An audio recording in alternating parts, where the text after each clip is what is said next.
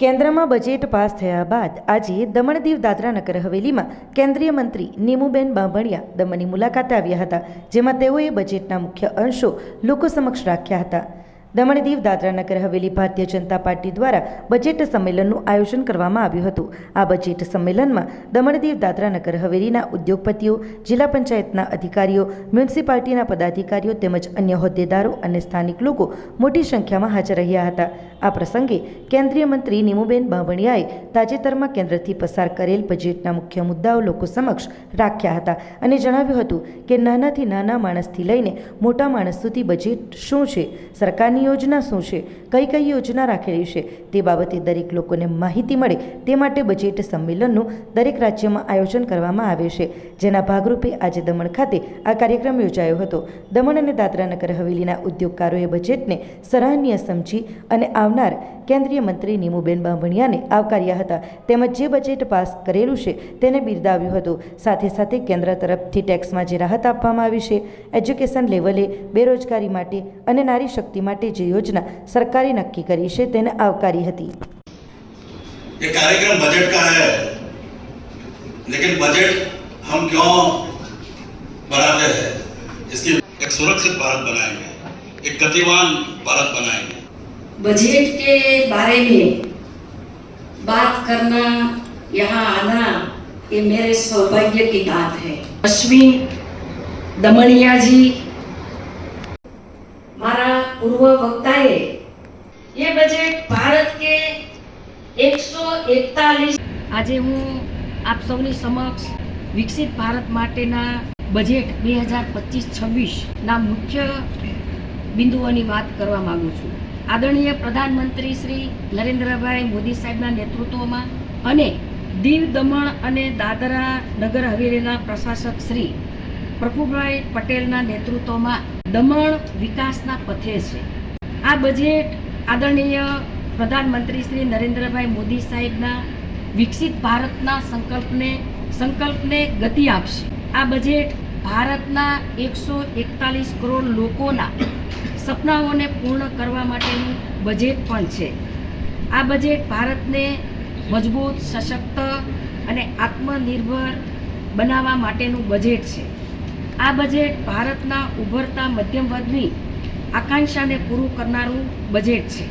માનનીય પ્રધાનમંત્રી શ્રી નરેન્દ્રભાઈ મોદી સાહેબના નેતૃત્વ હેઠળ આ બજેટ ગરીબો, યુવાનો, ખેડૂતો અને મહિલાઓના સશક્તિકરણ, સન્માન અને વિકાસ માટેનું આ બજેટ છે.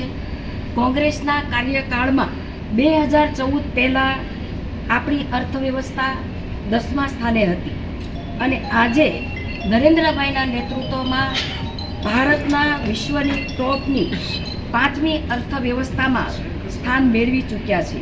તે આપણા માટે ગૌરવની વાત છે. માનનીય પ્રધાનમંત્રી શ્રી નરેન્દ્રભાઈ મોદી સાહેબના નેતૃત્વમાં સરકાર ત્રીજા કાર્યકાળમાં 3 ગણી ગતિએ કામ કરી રહી છે. આ બજેટ વિકસિત ભારતના લક્ષ્યને પ્રાપ્ત કરવાની દિશામાં મહત્વનું પગલું છે. શ્રેષ્ઠ રાષ્ટ્રના નિર્માણમાં આપણે પણ સૌ યોગદાન આપીએ એવી શુભકામનાઓ કરું છું. વાપી હવે મહાનગરપાલિકા બની ગયું છે, પરંતુ ડુંગરી ફળિયામાં ભંગારિયાઓની મનમાની સામે પ્રશાસન હંમેશાની જેમ નબળું જ પુરવાર થયું છે. ડુંગરી ફળિયામાં મિલતનગર વિસ્તારમાં ભંગારિયાઓએ કોમન પ્લોટને પણ નથી છોડ્યા. આ વિસ્તારમાં અનેક ભંગાના ગોદામો આવેલા છે, જેનો નકામો કચરો આ વિસ્તારમાં આવેલા કોમન પ્લોટમાં ઠાલવી આ કોમન પ્લોટને કચરાના ગોદામ બનાવી દીધા છે. નફ્ફટ ભંગારિયા અવરજવરના જાહેર માર્ગ પર પણ કચરાના ઢગો ખડકી રહ્યા છે. ત્યારે સ્થાનિક લોકોની માંગ છે કે મહાનગરપાલિકાના અધિકારીઓ ડુંગરી ફળિયા વિસ્તારમાં જીપીસીબી પોલીસ તંત્રને સાથે રાખી યોગ્ય કાર્યવાહી કરે. જે ભંગારિયાઓની મનમાની આ વિસ્તારમાં ચાલી રહ્યું છે, જે ગેરકાયદેસર ગોદામ છે, જે જાહેર માર્ગ કોમન પ્લોટને ગંદકીમાં તબદીલ કરી રહ્યા છે, તેવા દરેક સામે કાયદાકીય કાર્યવાહી કરે. વાપીને જ્યારે નગરપાલિકાનો દરજ્જો મળ્યો ત્યારે ડુંગરી ફળિયા વિસ્તારને તેમાં સમાવી લેવામાં આવ્યો હતો. એ પહેલાંથી ડુંગરી ફળિયા વિસ્તાર ભંગારિયાઓ માટે સ્વર્ગ સમાન હતો. અહીં વાપી જેડીસી, સરીગામ જેડીસી અને અન્ય ગ્રામ્ય વિસ્તારની કંપનીઓમાંથી નકામો કચરો હેઝર્ડ્સ વેસ્ટ, કેમિકલ વેસ્ટના ગેરકાયદેસર ગોદામો ફૂલ્યા ફાલતા રહ્યા છે. આ વિસ્તારમાં જમીનો ધરાવતા જમીન માલિકોએ આવા ભંગારિયાઓની વેચાણ પેટે કે ભાડે જમીન ગોડાઉન આપી પોતાની કમાણી માટે આખા વિસ્તારને વધુ નરકમાં ધકેલ્યો છે. આવો જ એક વિસ્તાર મિલતનગર છે, જે પણ તેના મૂળ માલિકે વેચાણ પેટે કે ભાડેથી આવા ભંગારિયાઓને આપી માત્ર પોતાની કમાણીમાં રસ દાખવ્યો છે. આ મિલતનગરમાં 2 જેટલા કોમન પ્લોટ રાખવામાં આવ્યા છે, જે બંને કોમન પ્લોટ હાલ ભંગારના નકામા કચરાના ગોદામ બની ચૂક્યા છે. ત્યારે વાપી મહાનગરપાલિકાના કમિશનર ડુંગરી ફળિયાની મુલાકાત લઈ આ ભંગારિયાઓ સામે કડક કાર્યવાહી હાથ ધરીને મહાનગરપાલિકાના વિકાસનો અહીંથી જ શુભારંભ કરશે કે નહીં તે હવે જોવું રહ્યું. 22મી ડિસેમ્બરને શનિવારના રોજ પૂર્વ સાંસદ સ્વર્ગસ્થ મોહન એસ ડેલકરની ચોથી પુણ્યતિથિ નિમિત્તે તેમના નિવાસસ્થાને શ્રદ્ધાંજલિ કાર્યક્રમનું આયોજન કરવામાં આવ્યું હતું. આ પ્રસંગે સેંકડો લોકોએ તેમને શ્રદ્ધાંજલિ અર્પણ કરી હતી. કાર્યક્રમમાં દમણ દીવના વર્તમાન સાંસદ ઉમેશભાઈ પટેલે ખાસ હાજરી આપી હતી. તેમણે પોતાના સંબોધનમાં જણાવ્યું કે આજે તેમના ગુરુ સમાન અને શહીદ થયેલા પૂર્વ સાંસદ મોહનભાઈ ડેલકરને તેમના બલિદાન દિવસે શ્રદ્ધાંજલિ આપવામાં આવી છે. તેમણે દુઃખ વ્યક્ત કરતાં કહ્યું કે આ કેસના દોષીઓને હજુ સુધી સજા મળી નથી અને આરોપીઓ આજે પણ જવાબદાર પદો પર બિરાજમાન છે. ઉમેશભાઈએ વધુમાં જણાવ્યું કે ભલે ઉપરવાળાને ત્યાં વિલંબ હોય, પરંતુ અન્યાય નથી થતો. તેમણે જણાવ્યું હતું કે શહીદ મોહનભાઈને ન્યાય અપાવીને જંપીશું.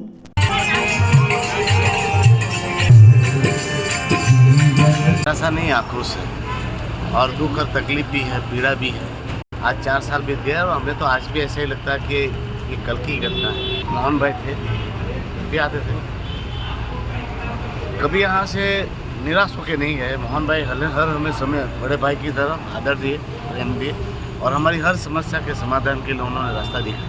दुख इस बात का है कि हम सांसद हैं, मेहनत भी कर रहे, प्रयास भी कर रहे हैं कि मोहन भाई को न्याय दिलाए, मगर दुखद है कि अभी भी उनको न्याय नहीं मिला. उनके इस घटना के जो दोषी लोग माने जाते हैं, जिनके एफआईआर में नाम है, उनको आज भी पद पे बिठाए रखा है. वो सबसे ज़्यादा दुखद और तकलीफदायी है. पर होप है भगवान के घर देर है अंदर नहीं है, और आज नहीं तो कल भगवान जरूर न्याय देगा.